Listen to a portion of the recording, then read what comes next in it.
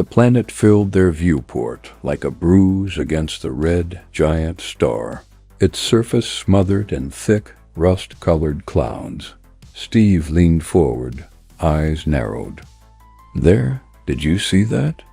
Sebel followed his gaze. A dark object, sleek, deliberate, slid across the horizon before vanishing into the far side of the planet. "Not a meteor. Not natural. A satellite," she breathed. "Which means someone's down there." The cabin was quiet except for the soft hum of instruments. They exchanged a glance. Steve broke it first.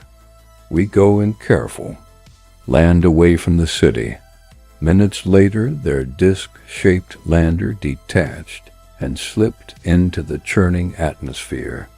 Clouds wrapped them in orange haze, lightning flashing in the distance. When the turbulence cleared, the surface emerged a vast jungle stretching out to the horizon, a city skyline jagged in the distance like teeth against the sky. Sebel pointed. "The jungle. We keep our distance."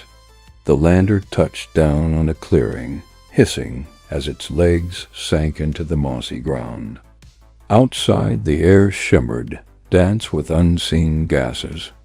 Their nano-suits shifted to new shade. Sebel's golden plates dulled to bronze. Steve's blue bled into slate-gray camouflage against the foliage. The jungle was alive with movement. Bird-like creatures flitted between the trees, their wings translucent. Insects buzzed in radiant swarms, glowing green and violet. Reptiles slithered along trunks, eyes glinting with alien hunger. "No mammals," Steve muttered. "Not one." "Evolution went another way here," Sebel whispered back. A sudden rustle froze them both. Something moved ahead, something upright. Out of the shadows stepped a humanoid reptilian. Scaled skin shimmered iridescent, its elongated eyes narrowing as it locked onto them. Steve's hand twitched toward his sidearm, but before he could draw, the creature hissed and motioned urgently. "Shelter, now." It rushed them toward a stone-like structure half buried in the jungle floor. Inside, the air cooled, filled with faint mechanical hums. Before either explorer could speak, the reptilian produced a device holding it to their temples. Sebel jerked back. "What?" "Relax," the creature rasped. "Scan." Light seared across her vision. A flood of images, memories, languages, thought patterns surged and faded in an instant. When it was over, the reptilian staggered, eyes glowing faintly. Then, in perfect English, "You are not of Slushi," Sebel gasped. Steve's eyes widened. The reptilian straightened, its voice steadier now.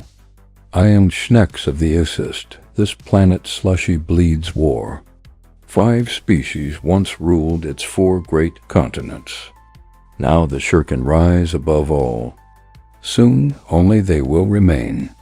Sebel exchanged a look with Steve. "And your people?"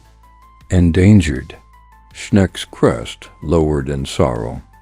"We are shapers able to change form, to learn quickly, to adapt. Yet it is not enough. The Shirkan hunt us. They will finish the extermination soon." Sebel's throat tightened. "Is there anything we can do?" Schnex's eyes flared, luminous.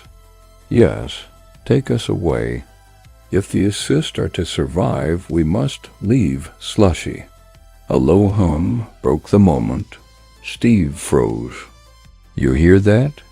The pitch grew louder, mechanical, closer like a swarm of metallic wasps. Schnex snarled.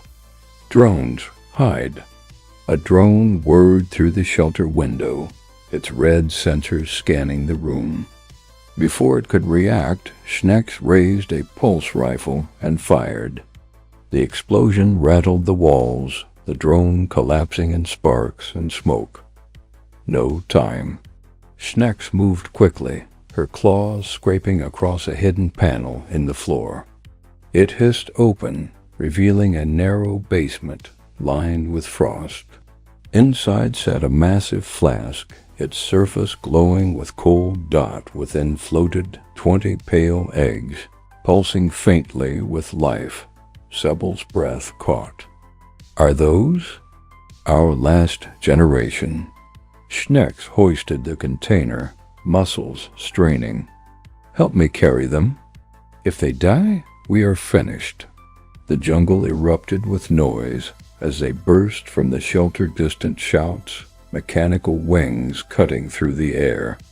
Pulse fire scorched the trees around them. Faster, Steve urged, covering their retreat with bursts from his sidearm. They broke into the clearing where the lander waited, its hatch yawning open. But figures emerged from the foliage-shirken soldiers, tall, armored, rifles glowing with deadly heat. Schnex shoved the container into Sebel's hands.